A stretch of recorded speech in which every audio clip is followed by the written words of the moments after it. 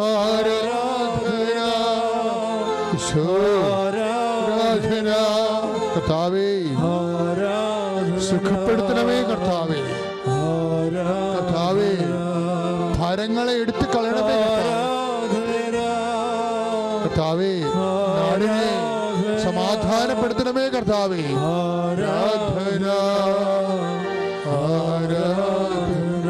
Hallelujah ഹല്ലേലൂയ ഹല്ലേലൂയ ഹല്ലേലൂയ ഹല്ലേലൂയ.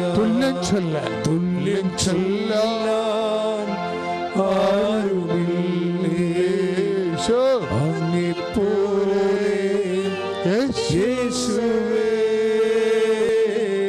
തുല്യം ചൊല്ലാൻ ആരുമില്ലേ അങ്ങെപ്പോലെ യേശുവേ. ജീവനേ സ്വന്തമേ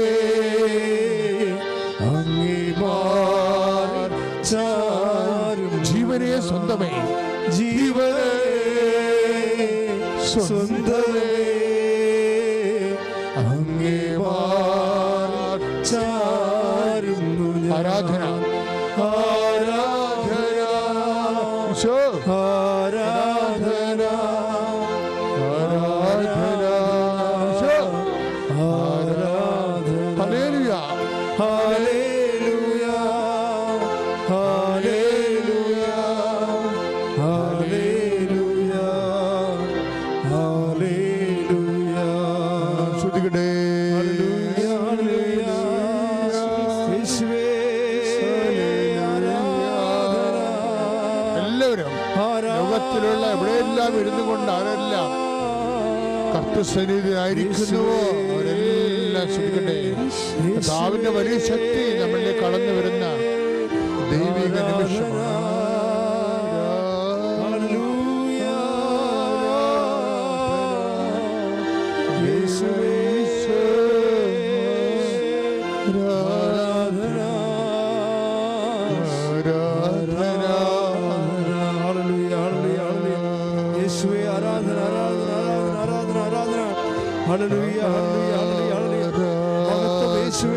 സ്തുതി നിനക്ക് യേശുവേ. ആരാധന യേശുവേ. ആരാധന ആരാധന ആരാധന ആരാധന. നിന്നെ പോലെ സ്തുതിയുടെ ഹല്ലേലൂയ. നിന്നെ പോലെ സ്നേഹിച്ചിടാൻ ആവതില്ല ആർക്കുമേ. അങ്ങെപ്പോലെ സ്നേഹിച്ചിടാൻ ആവതില്ല ആർക്കുമേ. സ്നേഹമേ ജീവനേ നിന്നിൽ ഞാനും ചേർന്നിടുന്നു. സ്നേഹമേ സ്നേഹമേ ജീവനേ നിന്നിൽ ഞാനും ചേർന്നിടുന്നു. ആരാധന ആരാധന ആരാധന ആരാധന ആരാധന ആരാധന ആരാധന ആരാധന. സ്തുതിക്കട്ടെ. സന്തോഷത്തോടെ സ്തുതിക്കട്ടെ. ആരാധന ആരാധന ആരാധന ആരാധന. സന്തോഷത്തോടെ സ്തുതിക്കട്ടെ. ആരാധന ആരാധന ആരാധന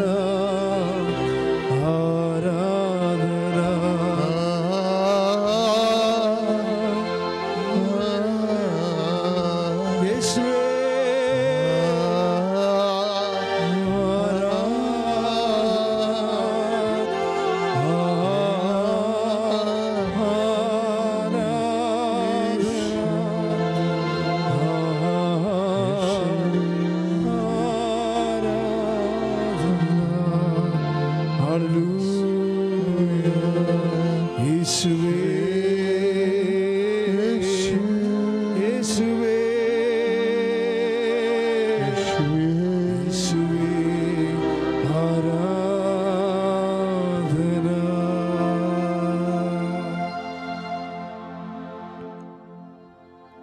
Praise the Lord. Praise the Lord. പ്രിയമുള്ളവരെ, സ്നേഹിക്കുന്നവന് മാത്രമേ ആരാധനയുടെ അഭിഷേകം ഉണ്ടാകത്തുള്ളൂ. അക്ഷരങ്ങളും പാട്ടൊക്കെ അറിയാമെങ്കിൽ ആർക്കും പാടാനും പ്രാർത്ഥിക്കാനും ഒക്കെ കഴിയും. പക്ഷേ ഫ്രൂട്ട്ഫുൾ പ്രേയർ, ഫലസമ്പന്നതയുള്ള ആരാധന എന്ന് പറയുന്നത് പരിശുദ്ധാത്മാവിൻ്റെ ഫലത്തോടു കൂടി നമ്മൾ ആരാധിക്കുമ്പോഴാണ്. പരിശുദ്ധാത്മാവിൻ്റെ ഒന്നാമത്തെ ഫലം ദൈവസ്നേഹമാണ്. പ്രാർത്ഥിക്കുക, കർത്താവേ അങ്ങയോടുള്ള സ്നേഹത്താൽ ഗലാത്യർ 5:22 പ്രകാരം പരിശുദ്ധാത്മാവിന്റെ ഫലമായ സ്നേഹത്തോടെ ആരാധിച്ച് അഭിഷേകം പ്രാപിക്കാൻ എന്നെ അനുഗ്രഹിക്കണമേ.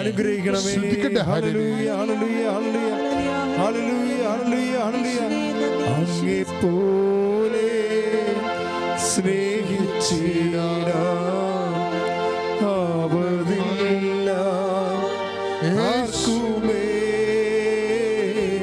അങ്ങെപ്പോലെ സ്നേഹിച്ചിടാവതില്ല ആർക്കുമേ. സ്നേഹമേ ജീവനേ നിന്നിൽ ഞാനും ചേർന്നിടുന്നു. ആരാധന ആരാധന ആരാധന ആരാധന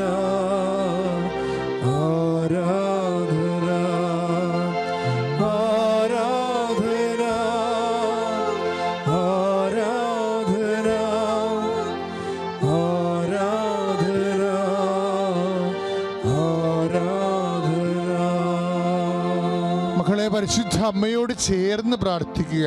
അമ്മേ പരിശുദ്ധമ്മേ, അമ്മേ പരിശുദ്ധ അമ്മേ, അതീവ സ്നേഹത്തോടെ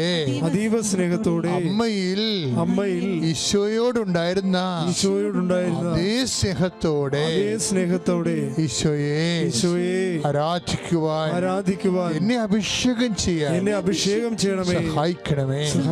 ശ്രദ്ധിക്കട്ടെ. ഹല്ലേലൂയ ഹല്ലേലൂയ ഹല്ലേലൂയ ഹല്ലേലൂയ ഹല്ലേലൂയ. ആരാധന ആരാധന ആരാധന ആരാധന.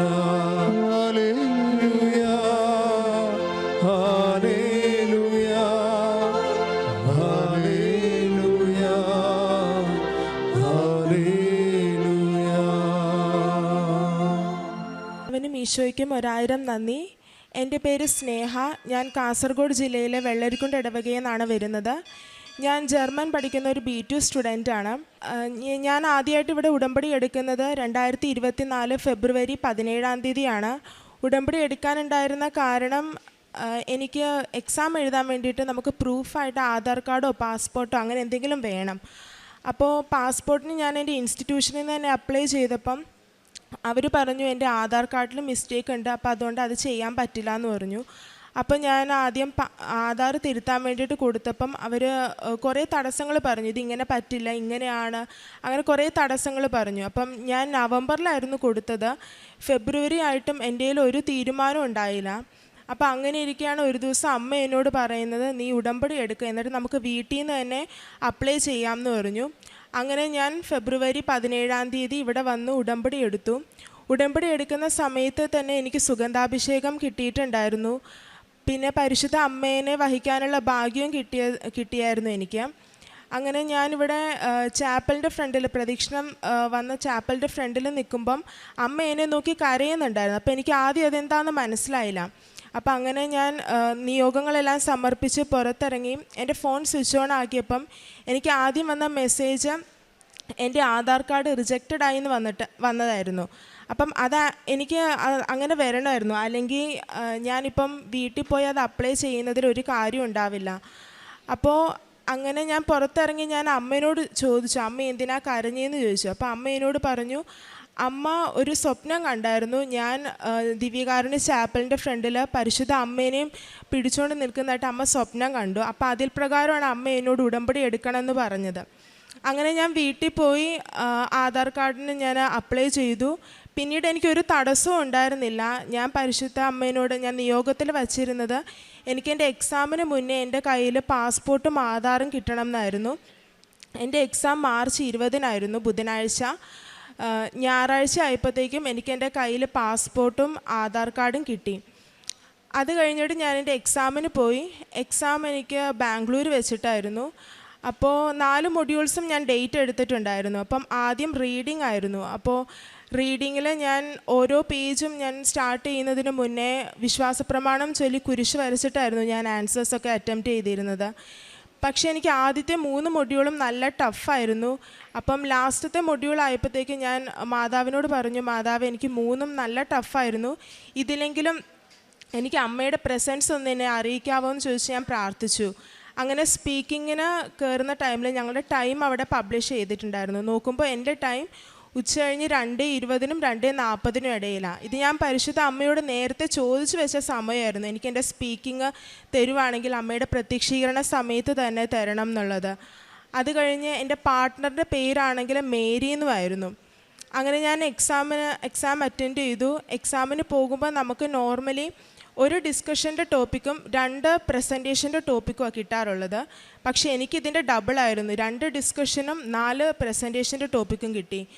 അപ്പോൾ ഞാൻ നോക്കുമ്പം അതിൽ ഒരെണ്ണം മാത്രമേ എനിക്ക് നല്ല ഈസി ആയിട്ടുള്ളൂ, ബാക്കി 3ഉം എനിക്ക് നല്ല ബുദ്ധിമുട്ടാണ്.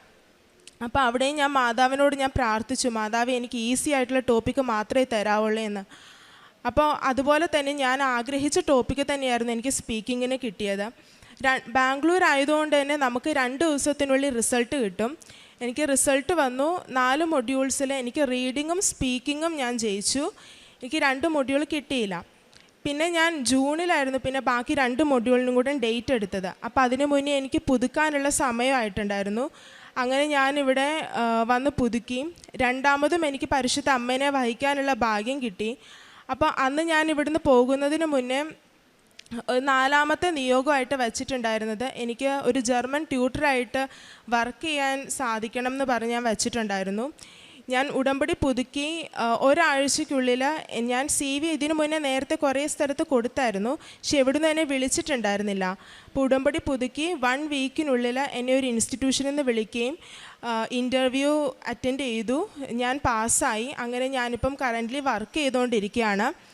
അപ്പോൾ ഞാൻ അതിൻ്റെ ഇടയിൽ ബാക്കി റൈറ്റിങ്ങും അതുപോലെ ഹിയറിങ്ങും ഞാൻ എക്സാംസ് ഞാൻ അറ്റൻഡ് ചെയ്തു, കൊച്ചിയിലും പിന്നെ ബാംഗ്ലൂരുമായിട്ട്. പക്ഷെ അവിടെ 2 സ്ഥലത്തും ഞാൻ റൈറ്റിംഗ് ആയിരുന്നു ജയിച്ചത്, ഹിയറിങ് എനിക്ക് കിട്ടിയില്ല. അപ്പോൾ ഞാൻ ഈ പോകുന്ന സമയത്തൊക്കെ ഉടമ്പടി ഉപ്പും നേർച്ച വസ്തുക്കളൊക്കെ ഞാൻ ഉപയോഗിച്ചിരുന്നു. പിന്നെ ബാംഗ്ലൂരിൽ പോയപ്പോൾ ഞാൻ കന്നഡ പത്രം കൊടുത്തു. കൊച്ചിയിൽ പോയപ്പോൾ ഞാൻ അവിടെ മലയാള പത്രം ഞാൻ വിതരണം ചെയ്തിട്ടുണ്ടായിരുന്നു. പിന്നെ അത് കഴിഞ്ഞിട്ട് പിന്നെ ഞാൻ 3 സ്ഥലത്ത് പിന്നെ ഡേറ്റ് എടുത്തു. അതും ബാംഗ്ലൂരും പിന്നെ ചെന്നൈയിലൊക്കെ ആയിട്ടായിരുന്നു ഡേറ്റ് എടുത്തത്. പക്ഷേ എനിക്ക് ഹിയറിങ് കിട്ടിയില്ല. അപ്പോഴത്തേക്ക് എനിക്ക് ഭയങ്കര സങ്കടമായി, ഇനിയിപ്പം എന്താ ഇത് മാത്രം എനിക്ക് കിട്ടാത്തതെന്നുള്ള ഒരു വിഷമമായിരുന്നു. പിന്നെ ഞാൻ ഉടമ്പടി പുതുക്കാൻ വേണ്ടി പോയില്ല, കാരണം എനിക്ക് വിശ്വാസം ഉണ്ടായിരുന്നു, പക്ഷേ എനിക്ക് അതിനോടുള്ളൊരു ഇൻട്രസ്റ്റ് അങ്ങ് പോയി. അപ്പോൾ ഞാൻ പിന്നെ ഉടമ്പടി പുതുക്കാൻ വേണ്ടി പോയില്ല. അപ്പം അതിൻ്റെ ഇടയിൽ ഞാൻ 3 മൊഡ്യൂൾസ് വെച്ച് പ്രോസസ്സിങ് സ്റ്റാർട്ട് ചെയ്തായിരുന്നു. പക്ഷെ അവിടെയും ഞാൻ ഇൻ്റർവ്യൂസ് 1ും 2ും പാസ്സാകും. ഫൈനൽ ഇൻ്റർവ്യൂ ആകുമ്പോഴത്തേക്കും ഞാൻ ഫെയിലായി പോകും. അപ്പം അങ്ങനെ ഞാൻ എൻ്റെ മുന്നോട്ടൊന്നും നടക്കുന്നില്ല. അപ്പം ഞാൻ പിന്നെ ഒരു ദിവസം ബൈബിൾ എടുത്ത് ഞാൻ മാതാവിനോട് ചോദിച്ചു, മാതാവ് ഇനി ഞാൻ എന്താ ചെയ്യണ്ടേ, എനിക്കിനി ഞാൻ എക്സാം എഴുതണോ, എന്താ മാതാവിൻ്റെ തീരുമാനം എന്താ എന്ന് എന്നെ ഒന്ന് അറിയിക്കണേന്ന് പറഞ്ഞ് ഞാൻ ബൈബിള് തുറന്നപ്പോൾ എനിക്ക് കിട്ടിയ വചനം വിശുദ്ധ മത്തായിയുടെ സുവിശേഷം 8-ാം അധ്യായം 4-ാം വാക്യമാണ്. പോയി തന്നെ പുരോഹിതന് കാണിച്ചു കൊടുക്കുകയും മോശ കൽപ്പിച്ചിട്ടുള്ള കാഴ്ച ജനത്തിൻ്റെ സാക്ഷ്യത്തിനായി ഏൽപ്പിച്ചു കൊടുക്കുകയും ചെയ്യുക. അപ്പം ഞാനിത് അമ്മേനോട് പറഞ്ഞപ്പം അമ്മ എന്നോട് പറഞ്ഞു, നീ ഇതുവരെ കിട്ടിയിട്ടുള്ള നിൻ്റെ അനുഗ്രഹങ്ങളൊക്കെ പോയി സാക്ഷിയാക്കി എഴുതി കൊടുക്കുക, എന്നിട്ട് പോയി ഉടമ്പടി പുതുക്കിയിട്ട് വാ, അതാ ഇതിൽ പറഞ്ഞിരിക്കുന്നതിൻ്റെ അർത്ഥം എന്ന് അമ്മ എന്നോട് പറഞ്ഞു. അപ്പം അങ്ങനെ ഞാൻ ഏപ്രിൽ മാസത്തിൽ പിന്നെയും വന്നു ഇവിടെ ഉടമ്പടി എടുക്കാനായിട്ട്. അപ്പം ഞാൻ ഉടമ്പടി പുതുക്കാനും പിന്നെ സാക്ഷി എഴുതി കൊടുക്കാനുമായിരുന്നു വന്നത്. പക്ഷേ അന്ന് ഞാൻ വളരെ ലേറ്റായിട്ട് വന്നതുകൊണ്ട് തന്നെ എനിക്ക് സാക്ഷ്യം എഴുതി കൊടുക്കാൻ പറ്റിയില്ല. ഞാൻ ഉടമ്പടി പുതുക്കി തിരിച്ച് വീട്ടിൽ വന്നതിൻ്റെ പിറ്റേ ദിവസം രാത്രിയിൽ ഞാനൊരു സ്വപ്നം കണ്ടു. ജോസഫ് അച്ഛൻ ഇവിടെ സാക്ഷ്യം എഴുതി കൊടുക്കുന്നതിന് അവിടെ നിൽക്കുക. അപ്പം എന്നെ വന്ന് വിളിച്ചിട്ട് എന്നോട് ചോദിച്ചു, ഇത് 8ാമത്തെ അറ്റംപ്റ്റ് അല്ലേന്ന് ചോദിച്ചു. അപ്പം ഞാൻ പറഞ്ഞു, അല്ല, ഇതെൻ്റെ 7ാമത്തെ അറ്റംപ്റ്റാണ് എന്ന് പറഞ്ഞപ്പോൾ അച്ഛൻ എന്നോട് നോക്കി ചിരിച്ചിട്ട് പറഞ്ഞു, പേടിക്കേണ്ട, ഇനി നീ പാസ്സായിക്കോളും പറഞ്ഞ് എന്നെ ബ്ലെസ് ചെയ്തു. അപ്പം ഞാൻ കാണുന്നത് ഒരു വലിയ കുരിശാണ്. അപ്പോൾ പിറ്റേ ദിവസം എണീറ്റപ്പോൾ ഞാൻ വിചാരിച്ചു, എന്തായാലും അച്ഛൻ ബ്ലെസ് ചെയ്തതാണല്ലോ, അപ്പോൾ ഇനി ഇപ്രാവശ്യം ഞാൻ എന്തായാലും ജയിക്കും, ഒരു ഡേറ്റും കൂടെ എടുത്തേക്കാമെന്ന് കരുതി. അങ്ങനെ ഞാൻ ജൂൺ 9 പിന്നെയും ഞാൻ ബാംഗ്ലൂർ തന്നെ ഡേറ്റ് എടുത്തു. അപ്പോൾ അതിനിടയിലൊക്കെ പരിശുദ്ധ അമ്മയുടെ പ്രസൻസ് എനിക്ക് ഫീൽ ചെയ്യുന്നുണ്ടായിരുന്നു. ഇപ്പം കുമ്പസാരിച്ച് ഇറങ്ങിക്കഴിയുമ്പം കുന്തിരുകത്തിൻ്റെ മണവും പിന്നെ ഞാൻ മറ്റുള്ളവരോട് സാക്ഷ്യം പറയുമ്പം എനിക്കും മറ്റുള്ളവർക്കൊക്കെ സുഗന്ധാഭിഷേകമൊക്കെ കിട്ടുന്നുണ്ടായിരുന്നു. അപ്പോൾ ഞാൻ വിചാരിച്ചു ഇപ്രാവശ്യം എന്തായാലും മാതാവ് ജയിപ്പിക്കും, കാരണം സ്വപ്നത്തിൽ അച്ഛൻ വന്ന് പറഞ്ഞതും കൂടെയാണല്ലോ. അപ്പോൾ അങ്ങനെ ഞാൻ എക്സാം എഴുതാൻ പോയി തിരിച്ചു വന്നു. 2 ദിവസത്തിനുള്ളിൽ റിസൾട്ട് വന്നു. ഞാൻ അതിൽ ഫെയിലായി. അപ്പോഴത്തേക്ക് എനിക്ക് ഭയങ്കര സങ്കടമായി, കാരണം ഇത്രയും അടയാളങ്ങളും പിന്നെ സ്വപ്നമൊക്കെ കാണിച്ചു തന്നിട്ടും ഞാൻ ഫെയിലായി പോയല്ലോ എന്ന് ഓർത്തിട്ട് എനിക്ക് ഭയങ്കര സങ്കടമായി. അപ്പോൾ അങ്ങനെ ഒരു 2 ആഴ്ചയൊക്കെ കഴിഞ്ഞപ്പോഴത്തേക്കും ഇവിടെ ലിവിങ് ഒറാക്കിൾസിൽ പറഞ്ഞിട്ടുണ്ടായിരുന്നു, 2 ട്വിൻസിന് 10ാം ക്ലാസ്സിൻ്റെ റിസൾട്ട് വന്നപ്പം ഒരാൾക്ക് ഫുൾ A+, ഒരാൾക്ക് 8 A+ കിട്ടി. അപ്പോൾ അതിൽ ആ 8 A+ കിട്ടിയ കുട്ടിക്ക് ഒരു സ്വപ്നം കണ്ടിട്ടുണ്ടായിരുന്നു. ആ കുട്ടി ഒരു വലിയ കുരിശാണ് കണ്ടേ. അപ്പം അതിൽ പറയുന്നത് ആ കുരിശ് ആ കുട്ടിക്ക് നിത്യജീവനിലേക്കുള്ള ഒരു വലിയ സംഭാവനയായിട്ടാണ് ഈശോ വച്ചിരിക്കുന്നതെന്ന് പറഞ്ഞു. അപ്പം ഞാനും അമ്മയും വിചാരിച്ചു, എന്തായാലും ഇപ്രാവശ്യം അപ്പം ഞാനും കുരിശ് കണ്ടായിരുന്നല്ലോ, കുരിശ് സഹനത്തിൻ്റെ ആണല്ലോ അടയാളം. അപ്പോൾ ഞാനും അങ്ങനെ തന്നെ വിചാരിച്ചു. അതിനുശേഷം എനിക്ക് കംപ്ലീറ്റ് കൺഫ്യൂഷനായിരുന്നു, ഇനി ഞാൻ എന്താ ചെയ്യണ്ടേ, ഡേറ്റ് എടുക്കണോ, 3 മൊഡ്യൂൾ വെച്ച് കൊടുത്തിട്ടും എനിക്കൊന്നും ആയില്ല. അങ്ങനെ കംപ്ലീറ്റ് കൺഫ്യൂഷനായിരുന്നു. പിന്നെ ഞാൻ അമ്മയോട് പറഞ്ഞു, എന്തായാലും ഇനി അടുത്ത വർഷത്തെ മാർച്ച് ഇൻടേക്കിലേക്ക് ഒക്ടോബർ 30 വരെ സമയം സർട്ടിഫിക്കറ്റ് ഫുൾ മൊഡ്യൂൾസിൻ്റെ സർട്ടിഫിക്കറ്റ് സബ്മിറ്റ് ചെയ്യാൻ. അപ്പം ഞാൻ അമ്മയോട് പറഞ്ഞു, എന്തായാലും ഇനി ഒരു 2-3 മാസം ബാക്കിയുണ്ടല്ലോ, ഒരു സ്ഥലത്തും കൂടെ നമുക്ക് ഡേറ്റ് എടുത്ത് നോക്കാം, ഇപ്രാവശ്യം ബാംഗ്ലൂർ മാറ്റി നമുക്ക് കൊൽക്കത്തയ്ക്ക് ഡേറ്റ് എടുക്കാമെന്ന് ഞാൻ പറഞ്ഞു. അങ്ങനെ ഞാൻ ഓഗസ്റ്റ് 5-ാം തീയതി കൊൽക്കത്തയിൽ ഡേറ്റ് എടുത്തു. അങ്ങനെ ഞാൻ ഓഗസ്റ്റ് 2-ാം തീയതി ആയപ്പോഴത്തേക്ക് എനിക്ക് പുതുക്കാനുള്ള ടൈം ആയിരുന്നു. അപ്പം ഞാനിവിടെ വന്നിട്ട് മാതാവിൻ്റെ അടുത്ത് വന്ന് ഞാൻ ഉടമ്പടി പുതുക്കുന്ന ടൈമിൽ ഞാനിവിടുന്ന് അതുവരെ ഞാൻ പത്രം മേടിച്ചുകൊണ്ടിരുന്നത് 3 കെട്ട് മാത്രമായിരുന്നു.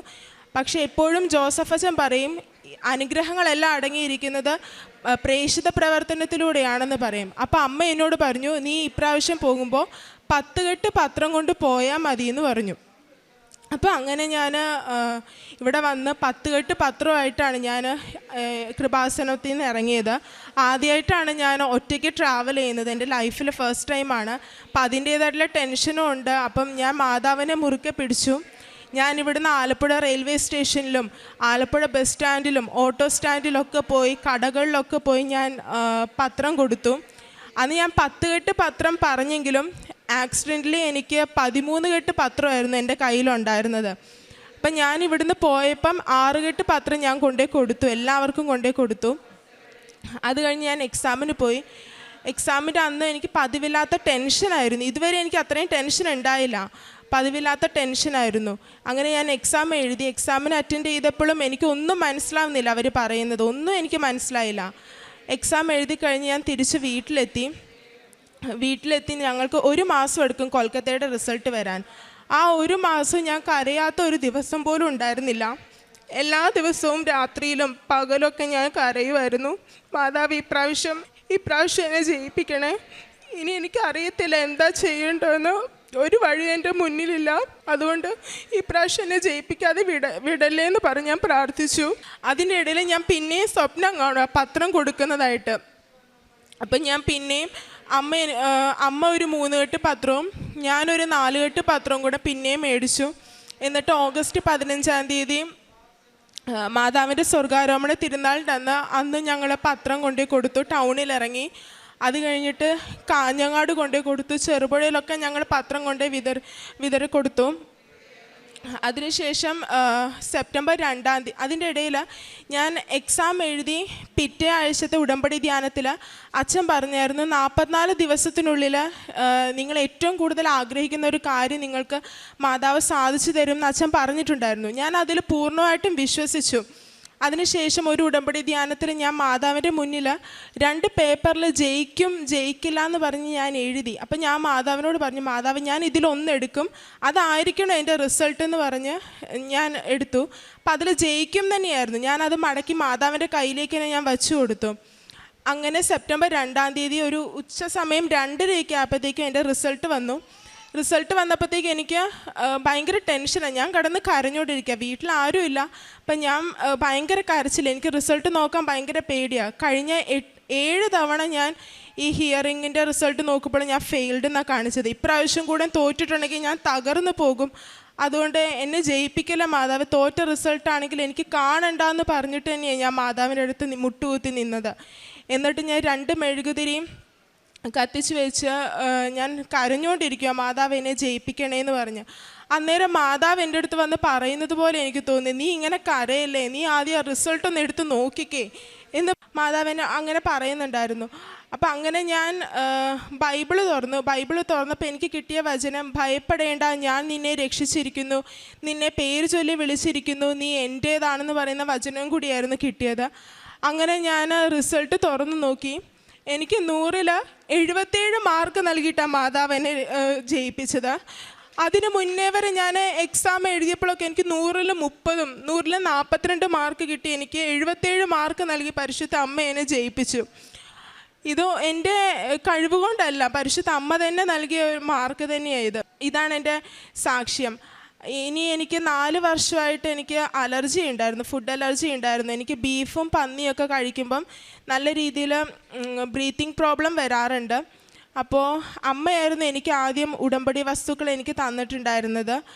അപ്പോൾ അതിനുശേഷം ഞാനും ഇത് കഴിക്കുന്നതിന് മുന്നേ ഉടമ്പടി വസ്തുക്കൾ ഉപയോഗിക്കുമായിരുന്നു. ഇപ്പോൾ എനിക്കത് കംപ്ലീറ്റ് ആയിട്ട് എൻ്റേത് മാറി കിട്ടിയിട്ടുണ്ട്. ഉടമ്പടി എടുക്കുന്നതിന് മുന്നേ തന്നെ എനിക്കൊരു അനുഭവം ഉണ്ടായത്, ഞാൻ +2-ൽ പഠിക്കുമ്പോൾ എൻ്റെ വീട്ടിൽ ആദ്യം ഉടമ്പടി എടുത്തത് എൻ്റെ അമ്മയാണ്. അപ്പോൾ അമ്മയാണ് ആദ്യമായിട്ട് വീട്ടിൽ ഉടമ്പടി എടുക്കുന്നത്. അപ്പോൾ ഞാൻ +2-ൻ്റെ ടൈമിലൊക്കെ അമ്മയുടെ കാശ് രൂപ എനിക്ക് തന്നു വിടുമായിരുന്നു.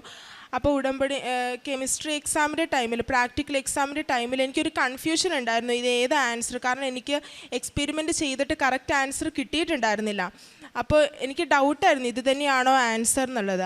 അപ്പോൾ ഞാൻ എന്നിട്ട് മാതാവിൻ്റെ കാശുരൂപം മുറുക്കെ പിടിച്ചിട്ട് മാതാവിനോട് പറഞ്ഞു, മാതാവ് ഇതായിരിക്കണേ കറക്റ്റ്, എനിക്കൊരു ആൻസർ പറഞ്ഞു തരണേന്ന് പറഞ്ഞ് ഞാൻ പ്രാർത്ഥിച്ചു. അപ്പോഴത്തേക്ക് എൻ്റെ മനസ്സിലേക്ക് ഒരു ആൻസർ വന്നു. ഞാനത് എഴുതുകയും ചെയ്തു. അങ്ങനെ എനിക്ക് റിസൾട്ട് വന്നപ്പോൾ എനിക്ക് കെമിസ്ട്രിയിൽ നല്ല മാർക്ക് തന്നെ, എനിക്ക് 40-ൽ 38 മാർക്ക് നൽകി മാതാവ് എന്നെ അനുഗ്രഹിച്ചു.